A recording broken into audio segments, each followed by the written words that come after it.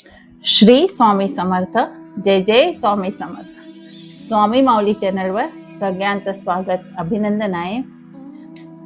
मित्रांनो, जर जीवनातलं सगळ्यात मोठं संकट आहे तर ते आहे कर्ज. हा खूप मोठा दुष्ट चक्र आहे, ज्याच्यामध्ये आपण एकदा अडकून गेलो ना तर ते आपल्याला गोल गोल फिरवत राहतं. रात्रीची झोपही येत नाही आणि दिवसामध्ये चैन सुद्धा नाहीसा होतो. प्रयत्न करूनही जेव्हा कर्ज फिटत नाही, उत्पन्न वाढूनही पैसा हातात टिकत नाही, तेव्हा आपण काय होतं, निराश होऊन जातो, आतून बिलकुल खचून जातो. जिथे माणसांचे प्रयत्न संपतात तिथे ईश्वराची कृपा सुरू होते. तर आज आपण या व्हिडिओमध्ये पाहणार आहोत काही शक्तिशाली आणि शास्त्रोक्त उपाय, आणि ते आहे भगवान भोलेनाथ, म्हणजे आपले शिवशंकर भोलेनाथ, देवाचे देव महादेव, जे संकट निवारक आहे, दारिद्र्याचे दहन करणारे आहेत. दारिद्र्य दहन शिव सुद्धा आहे.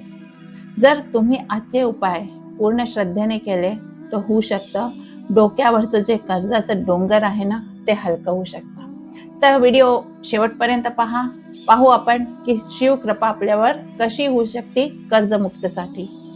कर्जाचे काही आध्यात्मिक कारण आहे. शास्त्रानुसार जेव्हा आपल्या पत्रिकेत मंगळ किंवा शनी ग्रहाची स्थिती बिघडती किंवा आपल्या पूर्वकर्माचे काही दोष आडवे येऊन जातात, तेव्हा आपण या कर्जाच्या मोठ्या जाळ्यामध्ये अटकून जातो. शिवपुराणमध्ये स्पष्ट उल्लेख केला आहे की भगवान शिव अत्यंत भोले आहे.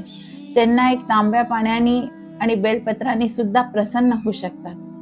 महादेवाचा एक रूप आहे ऋण मुक्तेश्वर म्हणून ओळखले जाते. ऋण म्हणजे कर्ज. जो व्यक्ती महादेवाच्या या रूपाची उपासना करतो त्याच्या आयुष्यातील गरिबी आणि कर्ज कायमचे नष्ट होतात.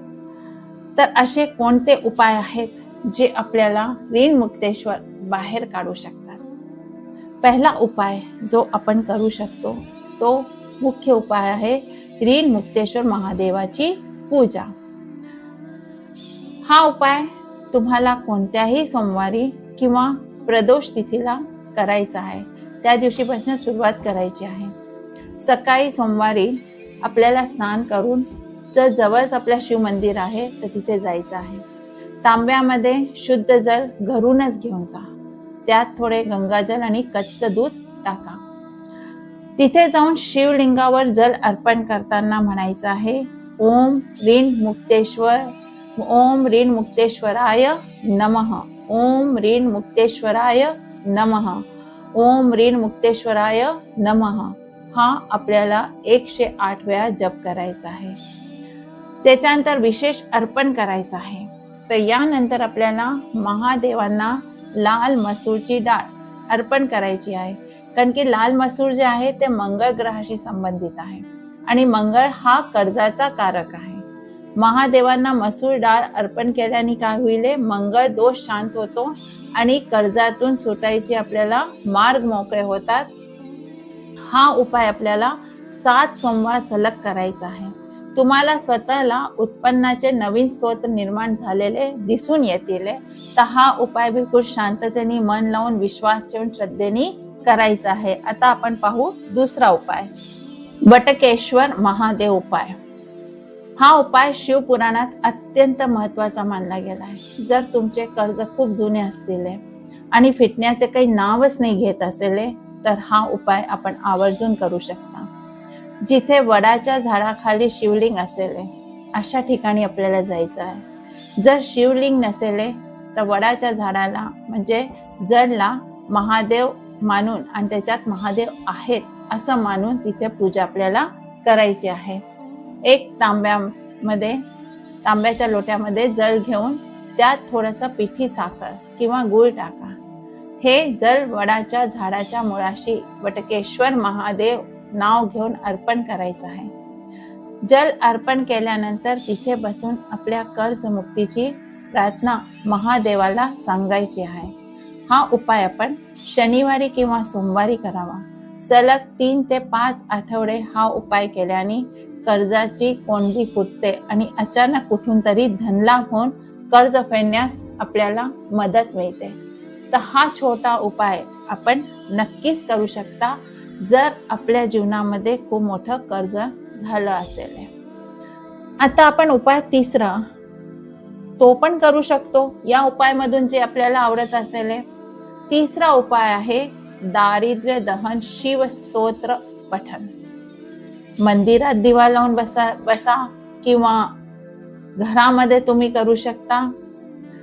हे जे आहे हे स्तोत्र जे आहे महर्षी वशिष्ठ यांनी रचलेलं आहे. दारिद्र्य दहन शिव स्तोत्र हे गरिबी आणि कर्जाचा नाश करणारा एक ब्रह्मास्त्र आहे. दररोज जर संध्याकाळी प्रदोष काळात घरात किंवा शिव मंदिरात गाईचा तुपाचा दिवा लावायचा आहे. गाईच्या तुपाचा महादेवासमोर बसून या स्तोत्राचे श्रद्धापूर्वक पठण करायचे आहे. जर तुम्हाला संस्कृत नसतील वाचता येत तर शांतपणे ऐकू सुद्धा शकता तुम्ही. ह्याचा प्रभाव काय आहे या स्तोत्र जर आपण म्हटलं तर काय होईल तर घरातली जी नकारात्मक ऊर्जा आहे ती नष्ट होऊन आपल्या व्यवसायात वृद्धी होते. नोकरीत बढतीचे योग येतात. ज्यामुळे काय होतं पैसा टिकू लागतो आणि जर पैसा टिकला तर काय होईल हे सर्व आपल्याला माहिती आहे की जर आम्ही कर्ज जो झालाय त्या कर्जाकडून मुक्ती पाहू शकतो.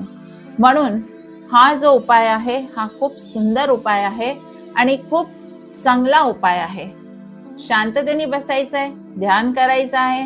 ओम नमः शिवायचं आपण जाप करू शकतो. हे दारिद्र्य दहन शिव स्तोत्र वाचल्यावर शांततेने बसून हे काम आपण नक्कीच करू शकतो. कुठे एक पैसाचा सुद्धा तुम्हाला याच्यामध्ये खर्च नाहीये. आता जो उपाय आहे चौथा उपाय जो आहे हा चौथा उपाय प्रदोष व्रत आणि बेलपत्राचा विशेष नियम आहे. आता आपल्याला काय करायचंय ही जी बेलपत्र सेवा आहे प्रदोष व्रत आणि विशेष बेलपत्र सेवा महादेवांना प्रसन्न करण्याचा सर्वात सोपा आणि मोठा दिवस म्हणजे असतो प्रदोष. प्रत्येक महिन्यात 2 प्रदोष तिथी येतात. तर काय करावं प्रदोषाच्या दिवशी उपवास ठेवायचा आहे. संध्याकाळी शिवालयात जाऊन महादेवांना 11 बेलपत्र अर्पण करायचे आहे. आता विशेष नियम त्याच्यामध्ये काय आहे तर बेलपत्राच्या मधल्या पानावर पांढऱ्या चंदनाने ओम किंवा श्रीराम ठेवू शकता आणि खालच्या 2 पानांवर मध लावायचा आहे. शास्त्रानुसार महादेवांना मधासह बेलपत्र अर्पण केल्याने जीवनातली दारिद्र्य दूर होतात आणि कुबेरासारखी संपत्ती प्राप्त होती. हे शास्त्रांमध्ये लिहिलेलं आहे, मी नाही सांगत. कर्जमुक्तीसाठी भोम प्रदोष मंगळवारी येणारा प्रदोष आणि शमी प्रदोष शनिवारी येणारा प्रदोष अत्यंत फलदायी मानला गेला आहे. तर हा उपाय आपण तेव्हा नक्कीच करू शकता. शेवटचा उपाय जो आहे जर काहीच नाही करू शकत तुम्ही अशा ठिकाणी राहताय जिथे तुम्ही या वस्तू काहीच नाही करू शकत तर कर्जा मुक्ती पाहण्याकरता आपण काय करू शकतो सेवा आणि दान करू शकतो. महादेव केवळ पूजेने नाही तर आपल्या कर्माने सुद्धा प्रसन्न होतात. कर्जातून लवकरात लवकर मुक्त व्हायचं आहे तर दर मंगळवारी किंवा शनिवारी गायीला गुळ आणि चारा खाऊ घाला. तसेच शिव मंदिरात येणाऱ्या गरजू व्यक्तींना कायते किंवा अन्नदान करा. महत्वाची गोष्ट ही आहे की प्रत्येक उपाय करताना मनात कोणतीही शंका ठेवू नका. मी उपाय करतोय तर कर्ज फिटेल का हा मनात प्रश्न आला न पाहिजे परंतु झालं न पाहिजे. हा संशय काय होईल आपल्या फलश्रुतीमध्ये कमी आणेल. पूर्ण विश्वास ठेवून माझे महादेव माझे संकट नक्कीच दूर करतील, नक्कीच दूर करून दिलेलं आहे.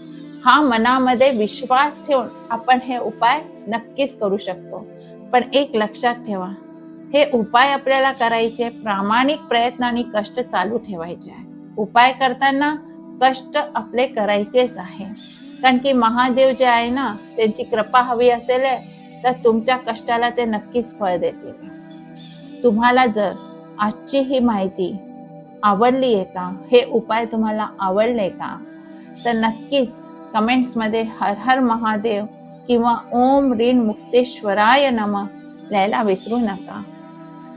तर तुमच्या जीवनामध्ये कर्ज असेल आणि खूप समस्या मोठी असेल तुम्ही कोणत्या समस्याशी सामना करत असाल चॅनलवर नवीन असाल तर स्वामी माऊली चॅनलला सबस्क्राईब नक्कीच करा.